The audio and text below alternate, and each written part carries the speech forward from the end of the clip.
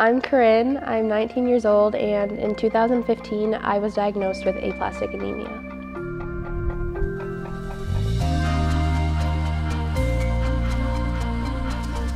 I am a freshman at Central Michigan University. I'm currently studying pre-med, but it was definitely a long journey to get to the point that I'm at today. I was diagnosed with aplastic anemia my junior year of high school, and prior to that I was a normal kid. I had a normal life, no sickness, I was healthy. And then just randomly, I just woke up one morning with red dots on my legs and we went to the hospital, and from there they told us that it wasn't just a rash or something we could look past, it was actually a very serious illness. They diagnosed me with aplastic anemia and told me that the only actual cure for it is a bone marrow transplant, which is kind of a last resort type thing. They don't really like to go to that if they don't have to because it's so serious, but for me, the other forms of treatment didn't work. So we ended up having to look to the bone marrow registry, which was how we found my donor, and we found her through Be The Match. And it's really hard for minorities to find matches, but I was actually very lucky to find my match. And I had the transplant in February of 2017, and then you have to wait a year to meet the person who saved your life. And so this spring break, actually in 2018, I got to meet the person who saved my life. So life before the transplant for me was very rough. I was living day to day off of a blood draw.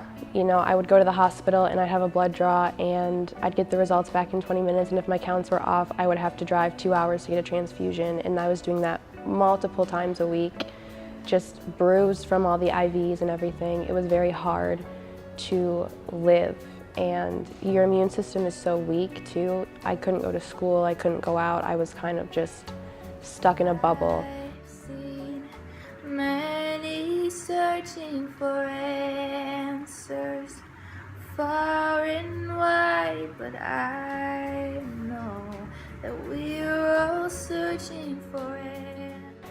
Before I was diagnosed, I was pretty basic. I wanted to be a famous singer, dancer, actress, and everything like that in the artistic realm. And although I still love those things, after being diagnosed and going through everything I have gone through, I definitely saw the world in a different light.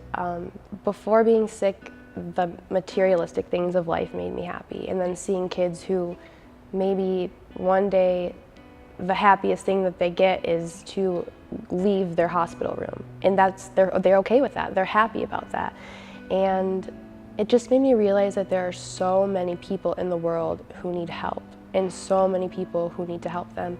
And I just really wanted to be one of those people that could make an impact on their life in a positive way. So now I am going for pre-med. I want to be a pediatric immunologist, so I want to deal with kids who have diseases caused by their immune system attacking their own body, which was aplastic anemia for me. And I really want to focus in on the diseases that are idiopathic, meaning nobody knows why they happen, because for me, there was nothing genetic wrong with me, it was just I got sick.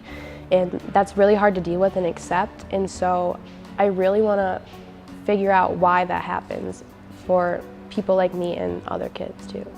I got to go on a Make-A-Wish trip to New York and have a photo shoot with Nigel Barker from America's Next Top Model. My junior prom, it was my senior prom actually, my senior prom, they threw me a Great Gatsby prom, and all the nurses dressed up and we all danced, and it was just things like that that in the grand scheme of things probably don't seem that important, but when you're in that situation where you've been in the hospital for so long and you have social media, so you see all your friends getting ready for prom and you're just sitting there, and then you have these people that care enough about you to do those things for you, it means the world. It's absolutely amazing. So because Kiana decided to donate her bone marrow, which in turn saved my life, I am able to be at Central right now and do this interview. I am able to be a model in the Threads fashion show. I'm able to get other people to join Be The Match through the on-campus chapter that we have here. And I'm able to sing again, I'm able to dance again, I can visit my brothers and my dog whenever I want to, I can travel the world, I can eat. Even just eating was such a big thing that you can't do after transplant. Everything has to be pre-packaged, nothing can be like fresh. And I can eat whatever I want now. I can go to the cafeteria, I can eat fruit, I can do anything that I want to do now. And it's all because she made that decision. I think this entire experience really just made me realize what matters in life. And before I got sick, I was very materialistic. Everything was the biggest thing. And even the smallest things I just made into this big deal. And now that I'm post-transplant and post-disease, I see how much things that you can't touch mean. Like just simply loving and being a kind person. Just realizing that this little problem that you had today isn't really a problem, and that now I don't know, I can't live my life now without thinking about how there are people that need help.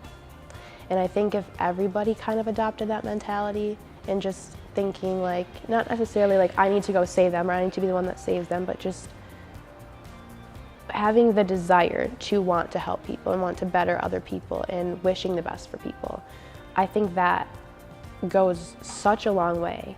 Even just the people that I've met here, there are a lot of them that do want others to succeed and they will help you. And I think even if it's not as big as curing a kid with cancer, just helping someone out. It's just the smallest thing can make someone's life so much better. And I think if we all had that mentality that we want people to have good days, we want everybody to be happy, and we would do anything for that to happen, I think the world would be a lot better place.